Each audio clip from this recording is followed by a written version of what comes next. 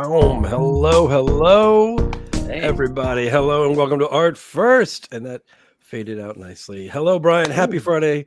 I feel like we were just here. The week has flown. I don't know how you feel, man. it did go by pretty quick. I think that's what happens when the markets are all over the place. Like the day just flies by. It does. Lots of big drops this week, and lots of Bitcoin almost hitting 100K. So just the timeline's active. And the day Yeah. flies by. Yeah, you see a lot of people just hitting that timeline, like people I haven't seen in a minute.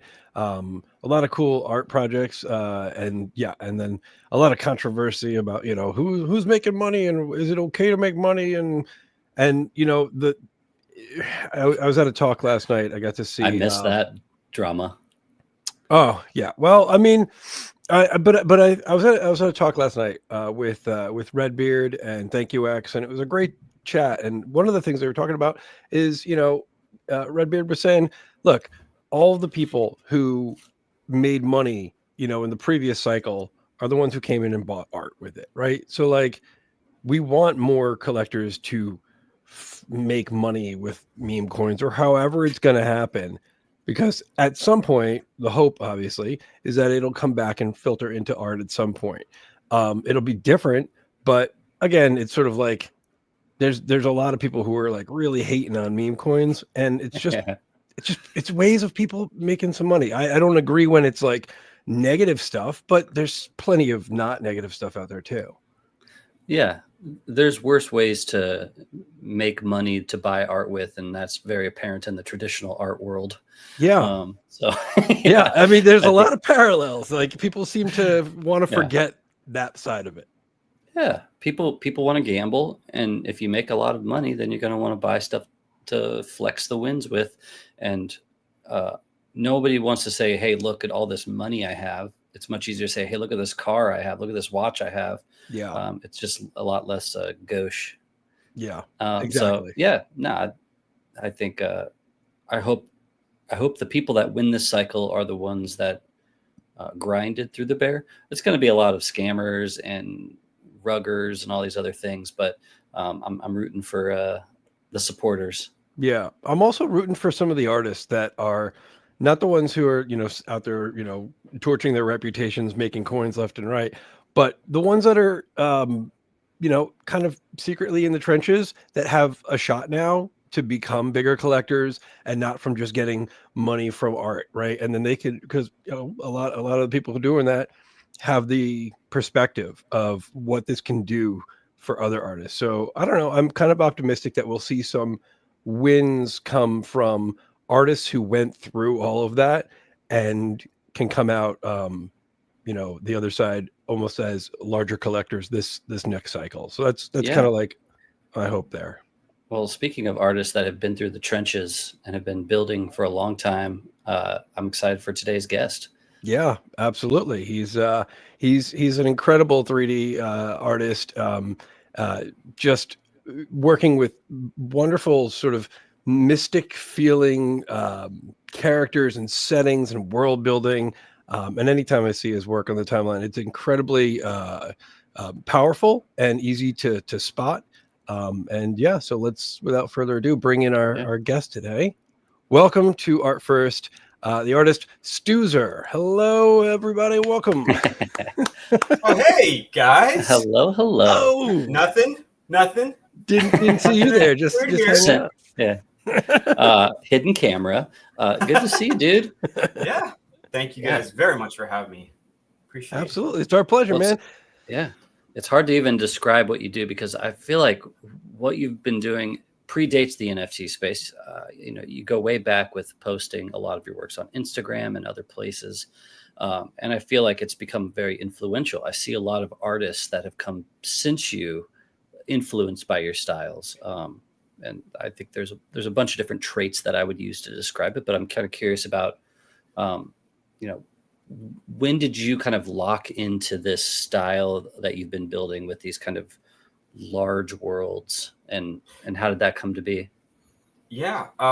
So it's kind of weird, and I actually have to go back through my work to kind of answer that question because kind of I think about like that exact same thing. I'm like, where did I kind of pick up this style, I guess, And so it actually kind of goes back to when I first kind of started playing around in Marvelous Designer, which was back in about 2017. And so I just kind of started like draping these cloaks and stuff over these characters while they were walking just to see how it would look. And I was like, man, this is actually really cool, because at the time doing claw simulations would take forever. Like if you wanted to do inside of a native 3D program like Cinema or Blender or whatever, like it would take a while for, to create the drop of the cloth, and then to simulate that would take another, good amount of time. And so finding this program, it just like, it was almost instantaneous. And so I started kind of creating these characters, and then kind of creating these worlds. And I remember it was almost, I think the exact time was around like maybe March 2017, where I had my first real piece, and I think I animated it, and I was like, okay, this is actually just for myself. I was like, this looks really, really cool. Like this, anytime I created something, it was something that I would like to see in a movie or like in real life, if that would even be possible. And so, so it really goes back to around 2017, I would say, probably. It all does feel very cinematic, from the lighting, the texturing, the angles that you choose, right? It all feels very cinematic and larger than life. Not just because some of the characters are actually, huge in comparison to the world that you're building.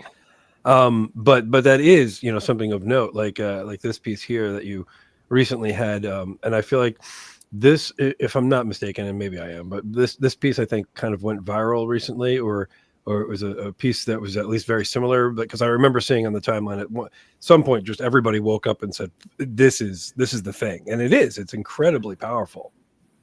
So I made that piece, and here's what's funny. And I think this goes with like probably with just about everything that any artist or anyone that creates anything deals with, is I remember making this, and when I got finished with it, because I try to create, an artwork a day or an animation, and then it just, because that's just kind of my my thing that I like to do. It's actually pretty stress relieving. But I remember making this piece, and when I got done with it, I was like, this is crap. Like I was like, man, this is not doing it for me. I don't know what it was about it that like it looked cool, but I was like, man, I don't know. Like this just, to me personally, like this one I wasn't like super pumped about. And then I posted it up, and people were like, my gosh, this is amazing. So it went like viral, like on every single like social media site, and I'm not exactly sure why. And someone had posted that on Reddit.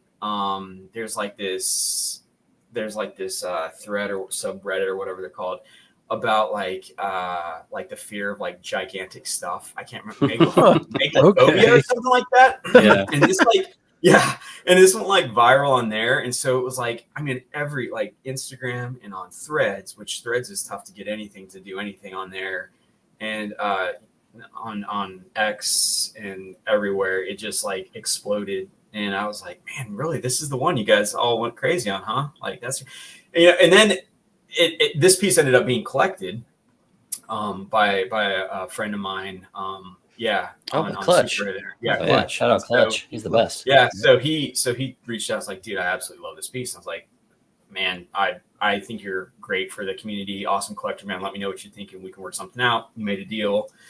And so it's his now. But it was part of I put together kind of like a super cut. So that was like the opening scene. And I put together like every month, like a kind of like I said, like a super cut of all my animation for like the past 2 or 3 weeks. And so that was kind of like the opening shot for that series. That's cool. Man, that series like went pretty viral and stuff. So anyway, it's interesting. You just never know. You never know what's going to take off. Really. No, and I think most people don't. When it happens, it's a lot of time it's organic. And I know that there are ways to go viral, but in general, things like this tend to hit with the masses without you knowing it's going to. Right? It's done with authenticity. Like you said, you didn't even really like the one that went viral first, so you certainly weren't expecting it, and it's kind of a pleasant surprise. But what are you, so like, let's break down some process here, because I'm super intrigued by it. It obviously we're doing, this stuff in 3D, but what programs are you using? Is this real-time engines? Like what's going on in here? This is really cool stuff. Yeah. So when I first kind of started getting into 3D, I was using a render engine called Octane, which I had found out about through Beeple. Because back in 2015, previous, anyone that's worked in 3D knows that like rendering out an animation takes forever. Brian, I'm sure you know that. And Adam. Well aware. Yeah. Okay. So I found Octane and I was like, oh my gosh, like I can render a still image in like, 2 or 3 minutes as opposed to waiting 30 minutes for something to render. So got in, I started using Octane a lot. But then for the animations, I was like, man, like the animation's killing me when it comes to like rendering any kind of stuff using Octane, because first of all, your computer is basically, it uses up all resources. And if you render out an animation, it takes all night to render. You also have a permanent heater in your room, so it's just it's a lot. Like it takes a long time to render an animation, for those that don't know. So what I've been using is I had dabbled in Unreal Engine back in like 2019 when it was Unreal 4. And then Unreal 5 came out, and I started seeing this thing called Nanite. And it was basically, anytime you got into a game engine, you had to have polygons. Like everything had to be, and you had to reduce the poly count as much as possible in order for things to work in any game engine. Unreal Engine came out and said, oh, by the way, now you can use billions of polygons, and the game engine runs completely smooth. And I was like, that's crazy. And not only that, the lighting looked like super realistic for what I would do. And so I kind of started teaching myself Unreal Engine using tutorials by John Winbush. And let's see who else. William Fauché, he's really good. So basically those two guys. And I just started learning Unreal Engine and kind of taking the same mindset and techniques that I was using in like Cinema 4D at the time. And I was implementing those into Unreal. And so then it became, you were seeing everything real time, like real time lighting. And I've done a couple little like screen grabs of like how crazy it is to see like the God rays and the shadows coming in that you can just move around in freely. And it's like, basically you're looking at it like that right there that you're showing on the screen, just right there. That's what it looks like. I mean, I did some editing, but that's what it looks like real time. Like you can drop. I'm somewhat familiar with it, with the program, but like just, I haven't worked in it. I've worked with people who've been working in it, and just to be, able to move around in an environment that's lit, that has volumetric lighting in it, is absolutely surreal, especially knowing where things came from. Like I was, back in the day with a program called Maya, where you, I learned on Maya actually. Couldn't be further away from real time rendering. Right. Right. But to be able, it was sort of like, take a picture and wait for it to develop for like, a week. But this is incredible. And then I would imagine that it frees you up to just, go into the creative process and iterate and, and mess around in real time and see what happens, like being on set, but, without having to spend billions of dollars to hoist up a giant figure. It really is like, so the crazy thing that, and this is hard to like, I don't know how to like make it accessible for everyone, but the really crazy thing is like that scene right, this specific scene that we're watching right here, I can take my Oculus, hook it up to my computer, and now I'm standing like right next to that character that's hooded, standing there, like looking around at all these people sitting there and looking up at this giant figure in front of you, which is an absolutely crazy feeling. Again, I don't know how to get that exactly, how to publish that out. I did, that would be neat though. It's pretty surreal looking. I mean, and then, I haven't added like sound effects in the actual engine and stuff like that, which would add, some like wind elements and even some like music and stuff like that. But it's really pretty, it goes, I'll just put it this way. It renders fast enough. And this is a 2K render, and it's probably a 30-second clip. For those of us that do rendering, 30-second clip, almost, so 2K render. I will hit the render button, and renders out EXRs, and I'll look at my phone on Twitter or whatever, and for a minute or two, and it's already done. Wow. That's how fast it is. Like That doesn't even insane. make any sense. Wow. So I'll be in like, oh, terms crap, of it's done. so like the set of this, are you modeling that in Unreal, or are you importing it from like Blender or Yep. something? So there's a couple different techniques I use. The textures, so the actual like structures themselves are models from Unreal. So they have like modeling tools in there. So like your basic modeling primitives. The textures are Quixel assets. So like the walls, the columns, and then the characters are, so the floating character is a Alembic file, which is from Marvelous Designer. Alembics come into Unreal. It takes a while to import them, but then they run. I mean, again, that's real time right there. That's what it looks like in the engine.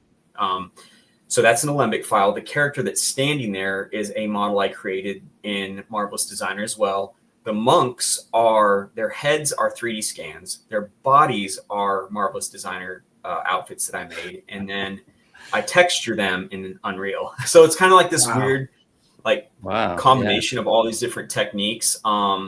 And Quixel is great, and I think it's now Fab, and I know there's some kind of like drama going on with the Fab Quixel thing right now. They just made an announcement today, I believe, that it's like reverting back or something. Yeah, thankfully.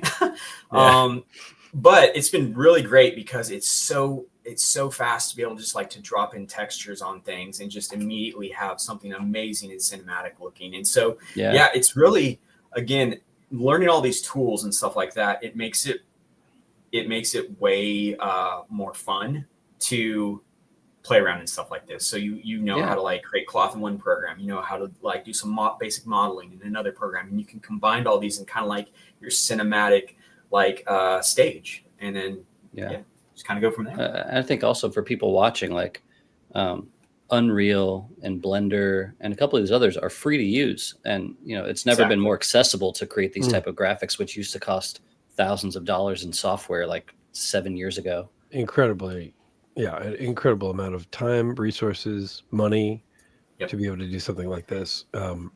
Not that this is super easy to now. This still requires a lot of talent and time. You still need the talent behind it, but it's accessible now for everyone. But it's accessible, just like digital cameras, democratized what's possible with film and photography. Right. Well, you're building these in Unreal. Have you thought about creating like a Fortnite level out of your work? Because you could like theoretically build this into like a Fortnite room. Whoa. I've never thought about that. And it's funny, actually, I did bring up Fortnite the other day. I had a client I was talking to, and she thought this was all AI stuff, and I was like, no, I actually do all this in 3D. And she's like, oh, that's even more like crazy to me. And then I said, here's something that's even more crazy than that, is the game engine that I use to make these animations is actually what they use to make Fortnite. And she was like, that's hilarious. And because she's like, my kid plays Fortnite, and I was like, well, there you go. Well, one of the benefits, though, I just in general, I didn't even consider the fact that you could just be in the world in VR, right? Because of the engine that's driving it. I would imagine that would be one hell of a perk for somebody who maybe owned the piece, or just if you're just in general maybe making, I don't know what goes into making something like that available even to just the public, to have, instead of a virtual gallery, to have a virtual walkthrough. Like someone could literally, like if you publish these somewhere, and again I don't know how, but that something that you would I mean, it's kind of what Book Render was trying to do. Right. Yeah, and that's Cydia. And see, that's the thing, is like it's great. Like that immersive experience is fantastic but you're still, limited to a screen, and you're walking through like a game. It's a whole different thing when you put on a headset and you're like literally like looking around and you're like, oh my, like I'm like David Ariev, like his stuff. He gave me like a sample of his piece he was working on, I think like a year or so ago, that had the music in it, the mirror rooms. And I put on my headset and was watching it, and had the sound built in and everything like that. And I was like, man, this is absolutely phenomenal. Now, granted, it was actually just a 3D wrap video, right? So it's not technically like 3D, Like this stuff that I'm talking about is Real those time. people standing there and you're looking down at the ground and then you're looking around them. like, which it's, I wish so badly that I could like get that out there to people because I think there's got to be a way, right? There's got to be a way. There's got to be a way. And also, like, I feel like in a sea of, oh, I thought it was AI, you know, and that's nothing against your work. It's honestly, it's a statement that can literally now be made about anything. In a sea of that kind of sameness and, you know, sort of like assumptions, you could break through the noise even more so, I think, if you know, because you can go into your worlds, you can literally let people inside. Like I mean, I've been in VR before, and I know even when the VR is intentionally not, you know, realistic, it feels realistic. It feels like you're inside of something very real. And so to be in a space like this would probably be just incredibly breathtaking. So yeah, if there's a way, I feel like you should definitely look into, you know. It's funny that you say that about the AI thing, and I've, you know, put nothing against AI at all, but I had my piece that I made yesterday, which I shot. It's that video of me working, and then I that was out really cool. I'll see if I can pull that up. I really enjoyed that. I just, you know, it's funny. I didn't know what I was going to do for the day, and I was like, you know what? I'm just going to do. I don't know. I'll just see how this turns out, because I was trying out the new. It's called Megalights for Unreal Engine, and it's basically you can put in a video clip, and it will. Then you basically, so you put a video clip on a plane, and then you put a light in front of the plane, and the light is transparent, so you can see through it. But the light, you attach the video clip then to the light, and then it reflects onto the surfaces and all the materials of what the video is playing. And so basically I was just testing that out, but it was funny because I had a couple comments on that whenever I pulled out and it was showing me working and stuff like that. Someone was like, oh man, I thought this was all AI. And I was like, see, there you go.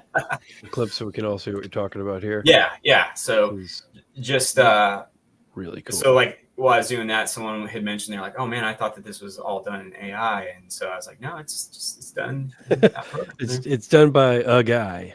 Yeah. So by me and my coffee and my knee bounce, I see, there it is. It's my knee bounce. I was doing that right now while I'm sitting here. I got that going. But it's very surreal, you know, to have your characters watching their creator, you know, especially when you very much create godlike characters of your own, right? Yeah, right. I think there's very much a level of, you know, looking through Plato's cave, and that's really also makes your PC look enormous. Oh, it is huge. It's mad. The previous system, it's as big as the characters in the scenes. Dude, it weighs like a good 80 pounds, I think. Carrying that thing out to clean it for my fall cleaning that I just did, that's tough. Wow. That's awesome. So, I mean, you're making these pieces on a daily basis. How are you deciding what necessarily gets minted and where? Because I mean, you know, I first saw your work on Super Rare and Nifty Gateway. Have you been experimenting with other places recently, or like, is it more of just like waiting to see what connects with people and selling it as it? You know what? In? I honestly have absolutely no idea what to do right now. I mean, 100%. I minted that one because Clutch had mentioned he was super interested in it. And so other than that, I minted, I think for Super Chief Gallery back in February, I'd had 2 pieces just because it was going to go out and be, you know, featured in some museums and some displays. Man, other than that, I don't have anything like going out. I haven't been experimenting. And to be honest, a lot of the jargon that goes on with this, you know, the space right now, I don't even know what the crap people are talking about half the time. It's hard to keep up. I mean, you know, especially if you're not there every single day, and you know, even if you're making every day, it's still hard to keep up. Even, I mean, I'm in it every day, and it's still hard to keep up with it. I don't have, and I think about this every day. Like I don't have, because I feel like I go into this like kind of panic, where it's FOMO essentially. Like you see people, you know, that'll be doing stuff and be doing pretty good, and you're like, wait a minute, why am I not being able to do this? Why can't I put myself? Anyway, I just, to be honest, it's just super overwhelming to me, and I don't know really what to do or where to go or what to mint or not, or mint again, or, you know, so I don't know. Well, I think you kind of answered it early on, where you said you were kind of focused on a series and telling a story across multiple pieces. I think looking at this week and how Joe P's released his 31 of ones that were connected, I think that might be the prototype that will find success in this next market, because it creates a group of collectors that all rally around a bigger thing.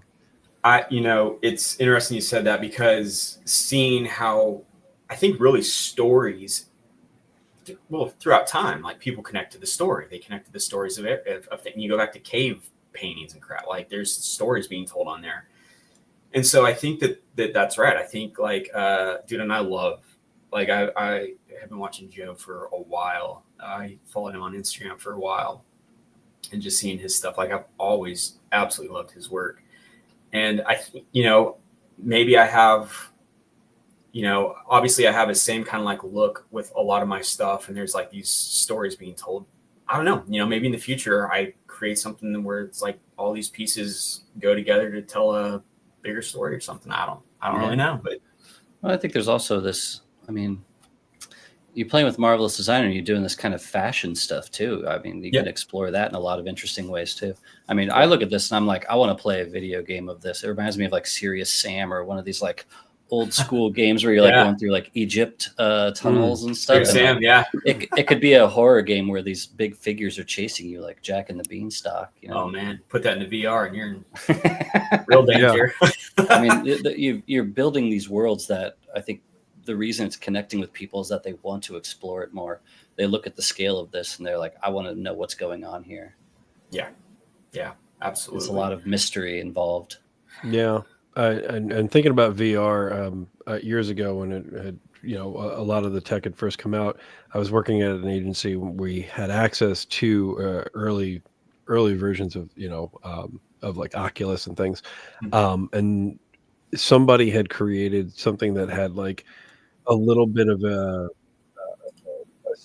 cityscape, and then you could change your scale from being in the city to scaling up. Suddenly you were like a god, and it was the most surreal experience. That if somebody were in this and playing as let's just say walking around as a small character, you flip that and let them be one of these like large robed characters, or at that level, it is perspective.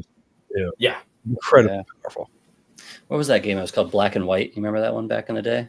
Oh, is that with the animal that you would train to be? It was like you were a god, and you like I love that game. Thing lord over the people, the little people. Matter of fact, me and my wife still sing the one of the songs that the little dudes would sing when they're building the ship. To this day. Yeah. No, this is awesome. I mean, I was just playing that new flight simulator this week, and I heard about that on VR. It's supposed to be crazy. Oh, I haven't tried it in VR yet, but you get that sense of scale where like you can fly over stuff, but then you can just get out of the plane and zoom around, and like you can like fly down to your house. And it's like a little 3D house of your house. It's crazy. Wow. Yeah.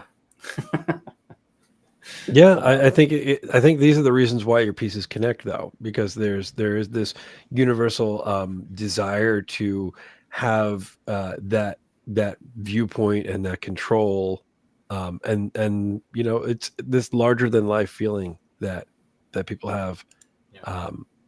Look at that! Like, this is just gorgeous, and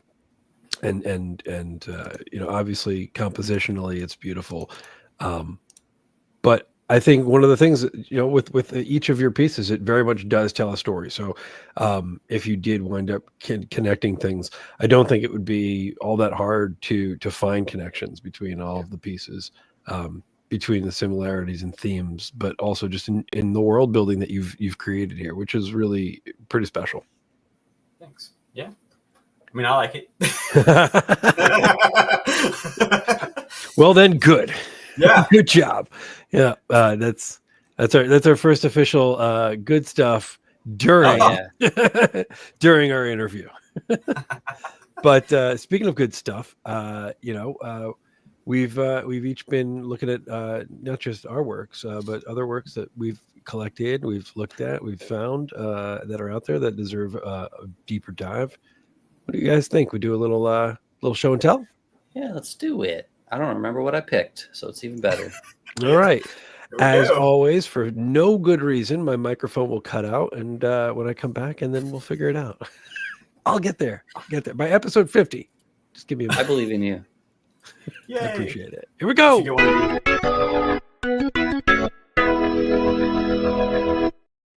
And we're back. You should get one of these little $15 Amazon microphones. Yeah. Things instead of that real professional, awesome-looking mic that probably makes you sound way better than me. Yeah, I think the problem is your microphone's upside down.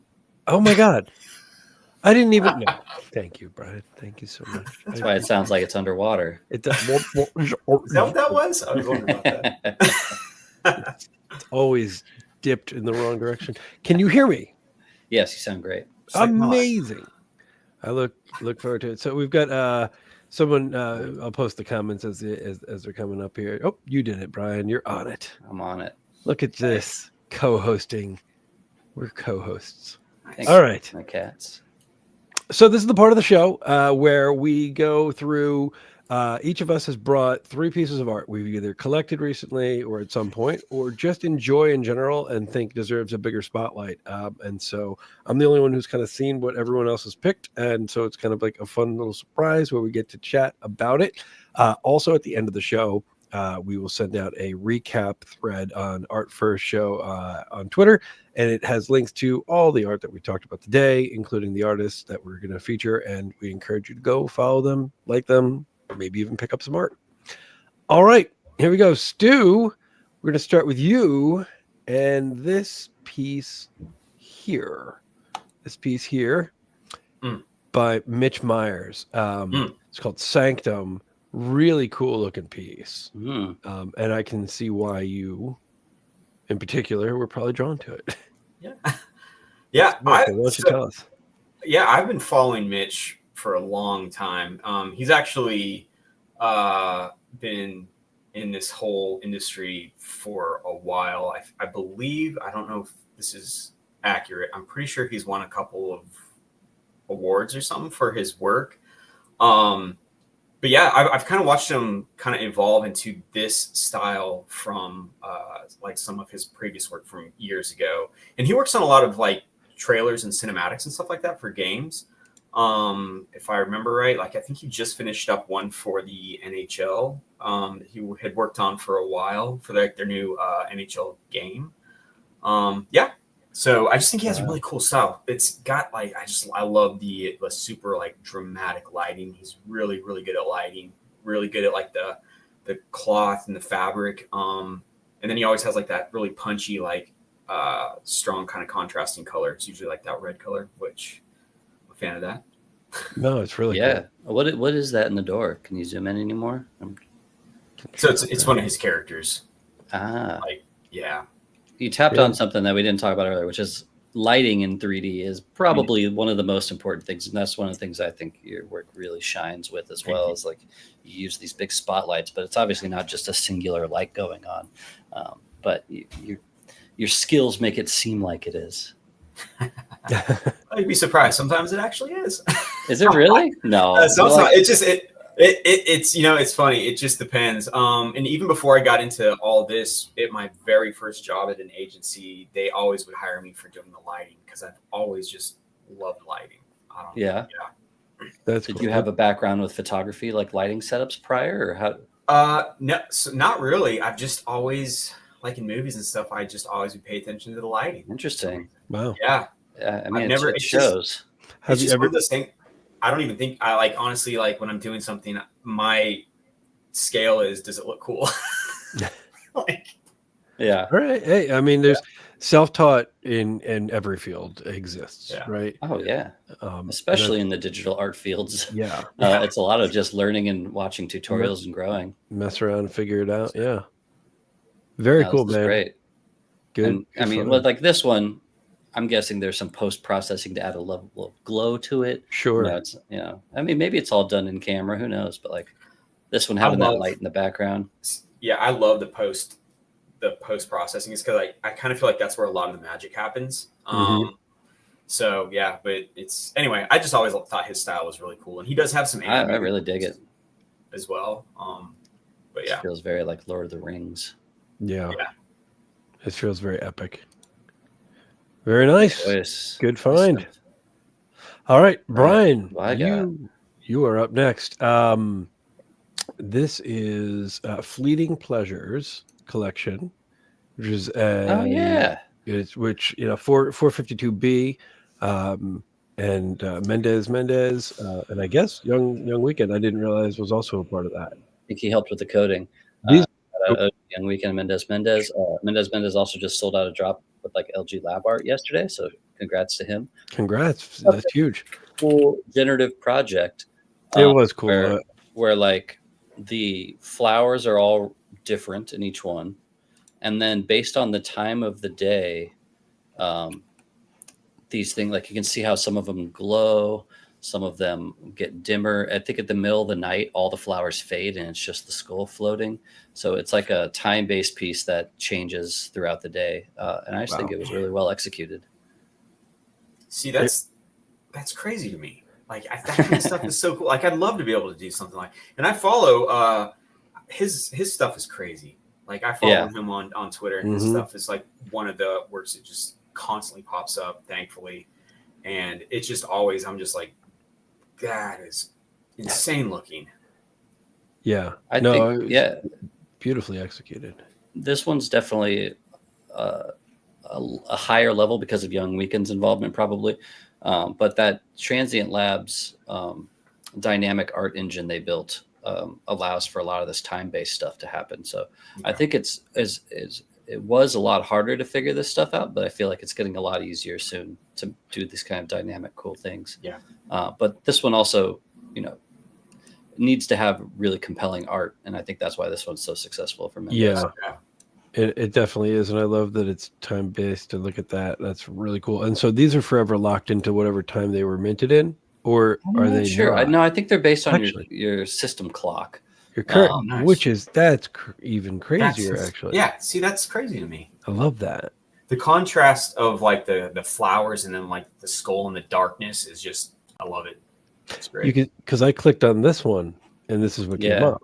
Yeah. Yeah, because I think the thumbnails were probably taken at the time of mint. Sure, which makes sense. That show up, but then it live draws it. So would it be same on your computer, like every time for you, like clicking on it, or is it whoever? It's a time now. It's based on your personal computer's clock, is my assumption. Gotcha. So that's what the battery life piece I did with Transient earlier this year was. So you could change your system clock to see different states if you want. Oh, interesting. So good. All right, man. That is super good stuff right there. Yeah. All right. We're going to keep it moving. Here's a piece that I found. You can't keep me away from rodeo, man. It's just, there's too much good art. You're in it. I am all over it. It is very cool. Pixel Gravy, I believe the artist. This is AI art. I don't know anything about them or their process, whether this is a prompt or 5,000 prompts, which it does not look like one. But it's just, art that grabs me. I'm going to open a new tab. Let's get this bigger. Look at this guy. See the connection. It's got that gold halo like Stu's work. Yeah. It does. Halo. And coming off of Mendez, Yeah. With some cutout. See, I wonder. I would love to know more about the process of this. Like, me too. Is it just AI as is, or are they like compositing AI, or is it doing little chunks? Because it's so detailed. Really cool stuff. It reminds me of that Truth thing that stuz0r and them made. stuz0r and Gray, Time Hacker and Gray putting together a lot with the bleeding eye and rainbow eye and it's and then we got like halos, for Stu. It's it just it feels really cool. I don't know. I however it's made is whatever. It doesn't matter, but I do think it feels more like a collage of AI versus make me this. Like, I don't even know what you would say to make that, but it's really cool. I really dig it. Yeah. All right, moving on. Stu, you're up next. We got this piece here. So this is the reason I chose. First of all, all of his stuff is crazy. So he does it all in Blender. That shot Wow. is based off of a photo.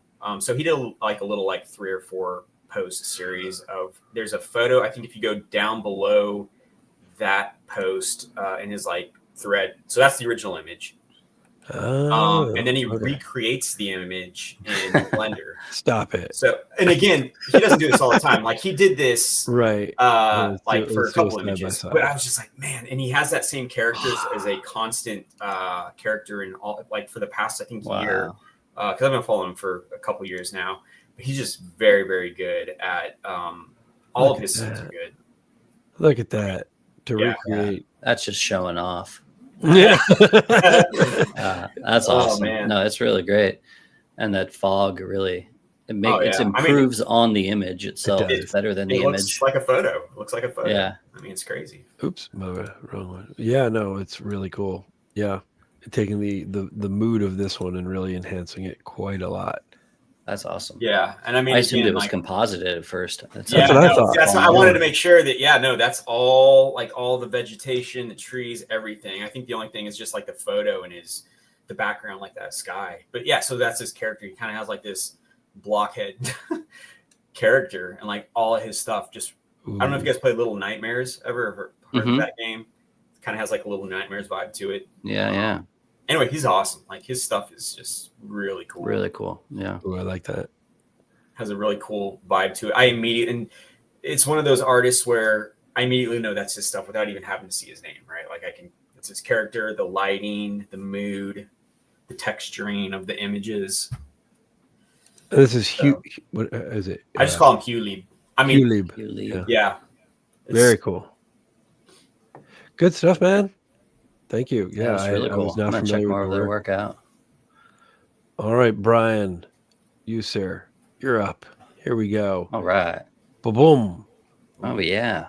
A memes card, radio 6529. This is pretty cool. Axo, right? No, I love her work. It's always so dense and so fun, and I thought she did a great job on this card. It's just so cool. The meme cards are always fun, but I love it when they're filled with like little references and stuff like that. Look at this. Oh my goodness, are they ever? That is so much stuff. That's crazy. Yeah. This kind of stuff makes me upset because I can't draw. Self-proclaimed. Self-proclaimed, man. You're known for your 3D characters and your inability to draw. Dude, all the way back to elementary school, I'd be so jealous of my friends that could draw. I want to be able to do that. But like, this is so much fun because it's just adding detail on detail. Look at that. Yeah, Axe Stone. I said Axo earlier, but I meant Axe Stone. Not Axe Stoned. AX Stone. You know, Garden of Earthly Delights. Yeah. It's kind of like that, like there's just something you just keep looking, and there's just stuff to see constantly. Oh, there's the ski-free snowman. That's funny. Look at this.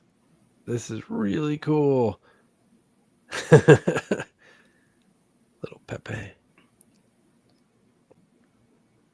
Wow, good find. Looking for group. Oh. There's Axstone. A lot of Pepes. You can never have too many Pepes. Yeah. Man. Very cool. Look at that. Yeah. Golly. Amazing. Pardon me. Yeah, no, this is wonderful. I like the Mario titles up top. Yeah, you got the Mario titles, you got the little, the boxes. Very cool, Bryan. Thank you for sharing this. Of course.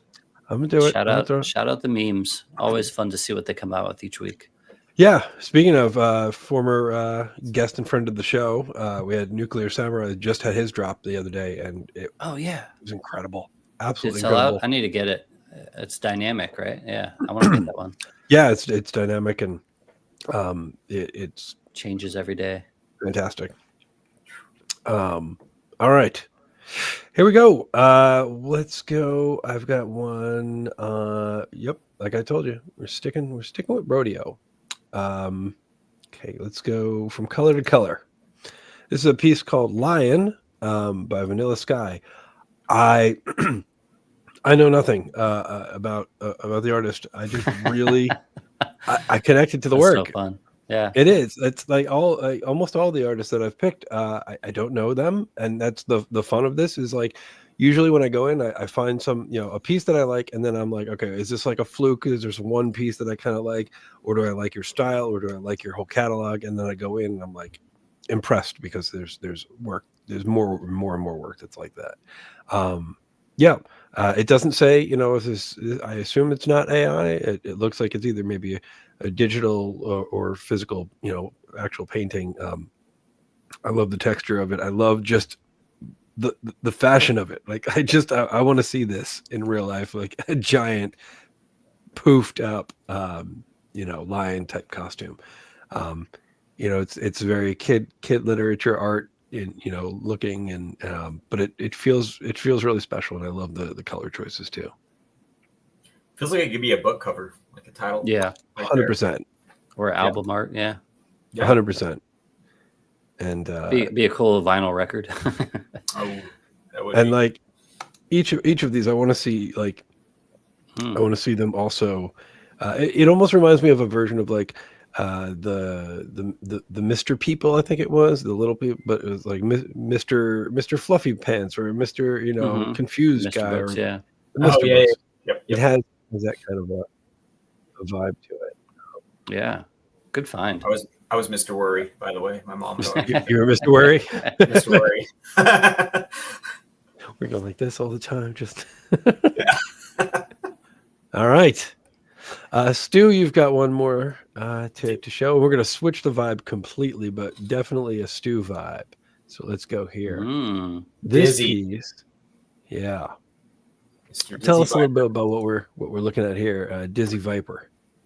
So he's been around in the 3D space for a long time as well, and really great artist, great like work ethic, great eye. I mean, I think he became pretty well known over the past like 2 years for his. He has kind of a series of car renders where it's like these really like Lamborghinis and stuff, but they're like covered in dust and in dirt and like abandoned like warehouses and stuff. So it'd be like if people in like 100 years found these like old like Lamborghinis and I'm trying to think of other like. I went through a rabbit hole. I'll see if I can pull him up. I went through Okay. a rabbit hole of his work, and I know what you're talking about, which is there's a few of them, and I was like, wow, somebody found that. Oh no, he's just really good at that. Yeah. he does, and he does all kinds of different styles. Like I like this one because it kind of has like almost like a Stranger Things vibe to it going on in this. It definitely does, and this is all 3D. A lot of There's a lot of detail and stuff in it, which it's just I think it looks really, really cool. I mean, yeah, this a lot is of work. Why? Yeah, his busted up Airs. Bugattis and yeah. This stuff just like it's really cool. Yeah. So he does, again, he does all kinds of different styles and stuff like that. But I've been following him for a long time. Became friends on Instagram, back in like 2016. So really cool. Anyway, yeah, it's fun. I realized that I was like, man, I have all guys, and all the ladies that I went to try and find their stuff, they all had like way higher follower counts. So I was like, what you're referring to, people probably don't know this because it's sort of we haven't really talked about it, but what you're saying is when we ask people to bring on artists to feature, we try to encourage people to bring artists on who have less than 10,000 followers as a follower count, so that we can surprise Brian. That's what I do. Just because I really want. I want to try to elevate people as much as we can, and so when we put on someone who has like 100,000 followers, are we really doing anything to help them? Right. Probably not. Right. That's fair. Definitely. Wow. That's, and I'm extra I broke excited. the rules with my next one then. You break the rules constantly. It's okay. I still love you because we still get to see really dope art. So It's true. yeah, let's go. Let's check out what's breaking the rules in your world. A little known artist I barely heard of called Gremplin. Is it? Yeah, we got the Gremplin. Dude, this is Uh, such a dope series. I didn't even know this was a thing until you posted it for this week. Yeah. But I was excited. I was like, "Oh, that's really cool. I love Gremplin. His work's phenomenal." And then I looked at like all of the variations of The this decals. of the Yeah, so decals. shout out to Deca. They've been awesome at helping artists follow their collector counts and all sorts of other stuff. But one of the things they do that's fun is these decals where they reach out to artists and they say, hey, reinterpret our logo. And then people that are active on the site can win free mints of them. And so I did it. I think I was like in the first 10 or so. That they've done 40 so far. This was the first one they've done on Shape. And they did it with Gremplin. So if you click on there, you can see, I think there's like maybe 10 variants. I'm just guessing. They're also fun. But yeah, I mean, Gremplin is he's awesome at doing these like kind of 3 to 5 frame goofy animations. And I think he did an awesome job interpreting these. And I just wanted to give him a shout out on this, even though he's got a ton of followers and he's doing just fine. It's okay. It's okay. We'll. That's a great. I love the mouth one. That's yeah. Awesome. They're like, it's when I saw these, not only is it very much in his style, but it's such a fun take on their logo because that's the whole deal, right? With Deca, the decals, you got to make it in the shape of the logo. Yeah, but at least a few of our past artists have been decal artists. I know I have Postwooks and Rebecca Roses and Rich. Yeah, there's quite a few out there. But yeah, this was the first on Shape. But yeah, wow. It's always fun to see what they do with that. And I'm always a big fan of any sort of drop in the space that is free and fun. Yeah. Very cool, man. Good stuff. All right. I think we got one more left. And so of course I will return to rodeo. Ooh. Yeah, this was super fun. Andrew Strauss, living in the pupil of 1,000 eyes. P5JS, wild what he's been doing with this series. And here, I'll see if I can make it the bigger sizings. Let's see what we got here. Look at that. All these like little 8-bit animated, and it's all code driven, right? So that's even more impressive in my book.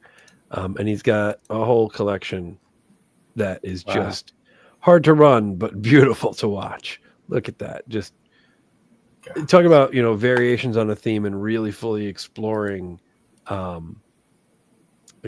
theme. Yeah. I was just blown away by their work. See, this is the kind of stuff where I have no idea how they even begin to try and make something like this, which makes it even. And I've even had friends, that do 3D work that I will message them and be like, I don't know how you do it, what you do, which makes it even more awesome. And I kind of don't want to know how you do it. Yeah. Just like, it's like magic. If you don't know how it's done, it's just crazy. And I love this. I've always loved these kinds of things, like forever. I mean, yeah. And when I think about just like artwork that is digital native artwork that can't just be in a frame that's static, right? And I think about stuff that I would want on my wall. For what it's worth, for better or worse, I as much as I like some of the glitch art, I don't want anything that would be like constantly aggressively in my home like that. But I look at stuff like this and I'm like, yeah, I could see that. Just this like very kind of calming, subtle animation that's also really powerful and dynamic. Sorry, a slight subject change. It's still kind of on theme. But back when I first, and this is back probably in like 2017 when I first started looking at X copy stuff, a long time ago. The first time I saw it, I was like, holy crap, like just like, jeez, what the crap?